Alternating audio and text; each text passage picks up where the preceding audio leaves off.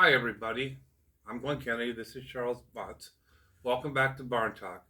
Today we're inside the barn inside of beautiful Hearst Ranch. Our guest today had to reschedule, so today you're stuck with me and Charles. So, Charles, last time we were talking about how West Covina got started and talking about the walnuts. So, it's about the mid 20s. And our strongest leader, Mr. Maxon, gets sick and he passes away. So I know that Seymour Watts becomes the new mayor, and Charles Kaufman takes a spot on the city council. And as they recover from that, the depression hits. The depression hit. And so, did people lose their farms?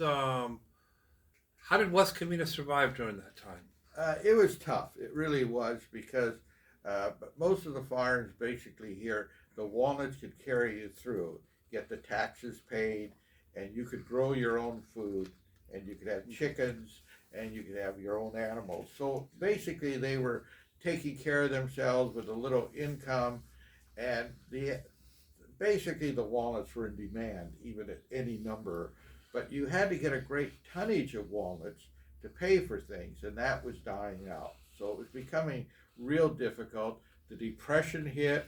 Nobody was doing too well. We had a lot of people traveling down Garvey from the Midwest looking for jobs. And I always thought it was nice that some of the farmers would put along the roadway cucumbers, different vegetables, zucchini, and basically some Corn? corn. Yeah, Yes. good. I heard that. I heard that too. Yeah, and the people could have something to eat. And melons was something. Depend on the season, but basically the farmers were struggling. The calling moth had given them trouble, and they did start to come out with some deep sprays now. But then we had the 1938 flood, which was tremendous. I mean, we can't even imagine. All these roads were washed out, the marsh overflowed, the farmland was flooded, and there it just went on and on and on. So I have a question to ask you. So back then, were the roads paved like Orange and Sunset and Merced and all that? Were they paved? They were oiled and they had gravel on them. Okay. And I don't remember too much paving. Of course, I wasn't around, but I do remember my family telling me that Mr. Maxon had the team of horses, and he would drag Sunset Avenue to make it smooth after the rains. How interesting. Yeah. So did the roads wash away during this flood? Yes, they did. Wow. Because the roads they weren't roads like we have today, Yes. up a little bit. They were just roads where cars traveled. And give you a little bit, some of the roads even had little wooden planks that went over them, wait, for my time, and they'd run the irrigation water across the road to the next orchard. Oh, very interesting. Yeah, you'd have and of course there wasn't much travel in those days down Sunset and Orange. Orange became a riverbed. Okay. That was one of the worst that I remember. Sunset wasn't too bad, but the Sunset, the wash made a turn there, and all the water went to the west. So it flooded those where you have today, where the city hall in that area is, Okay. but farther down. So during that time, some of the farmers were getting out of the walnut business, and some stayed in because there was still a huge market for it. I know the packing house didn't close till I think 1947 or 48, but I know it was after the war. So tell us about that. So how did they deal with the codling moth? Well, the codling moth, we did get some chemicals in it, Okay. and one of them was DDT, and I think that would be interesting. They would take a Dodge truck, four-wheel drive tanker, and they'd put two hydraulic lifts, I believe they were hydraulics, and take the men on each side of the truck up 20 feet. And then they had platforms in the back for other men, one on each side, and they had these high-powered spray guns, and they'd have a driver, and they'd go down the middle of the row, and they just soak the trees with DDT. And, Wow. Doesn't sound very healthy. I wondered what happened to them. They were only in raincoats and rain hats, and so you kind of wondered what happened. But no, I don't think it was too healthy. But it did slow the codling moth up and other bugs, of course. And you could pay the taxes, make a little living by then, Hmm. and you could hang on to your orchard if you weren't into heavy, hard, everyday work. Basically, that was enough work for most people that they wanted to do because it was still hard. But if you wanted to, but a young family who had people growing up needed more income, so they took the walnuts out and they went into citrus, but the citrus got the disease. Hmm. But a lot of farmers took their walnuts out. They now had underground watering in big concrete pipes and irrigation that was available, or they could put their own pumps in, and they went into vegetable crops, onions, strawberries was a lovely crop, and lettuce, tomatoes, and roses for the Yes. garden. And we raised roses here, and all types of vegetable crops. Black-eyed peas was one big crop, and corn, and it was a very profitable thing, and that's what went on. Yeah. So after the big flood of 1938, um, tell us about what happened to the walnut trees. Well, the walnut trees leaned. I mean, you can't imagine a rainstorm here so long and so heavy that it damaged all the roads and all the washes, everything flooded out, and then the trees leaned, and they leaned towards the north. But you couldn't get underneath the trees on the northern side to do your disking. So they had to figure out how to get these trees back up or take them out. So first they tried caterpillars. Well, they knew that wouldn't work because they were gasoline. Yes, they didn't have enough horsepower. No, they Yeah. were just in the infancy. So then somebody decided to bring auxins in from Orange County. Well, the auxins mostly got stuck in the mud, so that didn't work. Counterproductive, right? Counterproductive. But the circuses all wintered in the winter here, and they wintered over in El Monte there at Five Points. Where the lion farm was? Where the lion farm was. Yeah, we'll talk. Yeah. And they brought the elephants over, and what they would do is the elephants would put their head against the tree and going south about 10 feet high.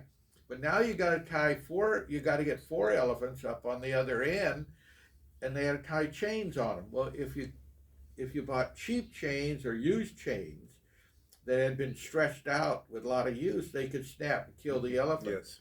So they went down to San Pedro and got tempered, good, brand new chains. They tie two elephants on each side up front, get that one in the middle, and he'd push those trees not all the way up, but far enough. And that's how they got the trees straightened up that had leaned. And that's Okay, so that's very, very interesting. Yeah. Wow. So after that, the big flood, uh, President Roosevelt had a program, and what did they do? They fixed the wash. They drained everything out. How'd they do that, Charles? Yes, the government had set up these work projects with and we took one on here in West Covina and other cities, and it was called a hand up, not a handout. And they brought the men out from that needed work and needed to be fed too, and their families, and they started rebuilding the washes, and they rebuilt all our aqueducts here, you might say, and they brought irrigation into our farms, and they built a lot of things up along the mountains here, coffer dams, and some real major dams along by Baldwin Park. And how they did the washes at that time is on each side of the wash they would put two wire fences, like chain link fences up on each side, 7 or 8 foot high, and they'd fill them with rocks. And eventually they would bamboo would grow up in between, so as we had our floods it would just continue on down. Orange Avenue did not have a bridge. Merced had a bridge. Sunset they built a bridge, and I imagine Glendora and had a bridge too, don't you? But these projects went along for a long time, and they really built our area up, and it was a very good program, and that got our farming going again because maybe the West Covina could never get going again. Yeah, well, the leadership had to be strong during that time. Sure. I know that was a different era. People were, sorry to say this, but they were a lot tougher. Yeah, they were. And I know the city had some strong leaders during the Depression. They had I know Robert Neely was one of the mayors. He was mayor during that time. Then you had D&N Robinson and Mulder was one of the other council members. I can't remember all of them, but we had some strong leadership. We did, and they were hard. Well, they worked hard. Yes. A lot of these farmers before the flood and the Depression would go into town and try to get jobs, off and on to help out the family. It was a different group, and work was just part of their life. And this land was hard to work. Absolutely. We think it was easy, but it wasn't. It was hard. They didn't have caterpillars and harvests that we have today. Things were done by hand, right? So do they still use the old mule and how was that done? Yeah, some of them still use I've heard I don't remember, of course, but I remember hearing that they had the horses, the mules, and and they did it the old-fashioned way because power equipment didn't come around until after the Second War, basically. Everything kind of bogged down in mud and everything, and it was hard to handle. And now we had a Caterpillar tractor, but my gosh, by the time you got it to the end of the row and got it turned around, but it was all you had. Yeah. I mean, it'd wear you out. I mean, I couldn't do it today, I'll guarantee you. No hydraulic steering, I'll say it. But it was a nice time. But now I would tell this because I said I would. When we were young, we'd sleep on the front porch because it got so hot here in August. It'd be nice, and they'd flood the orchards with water, and you'd kind of get a cool breeze from the ocean.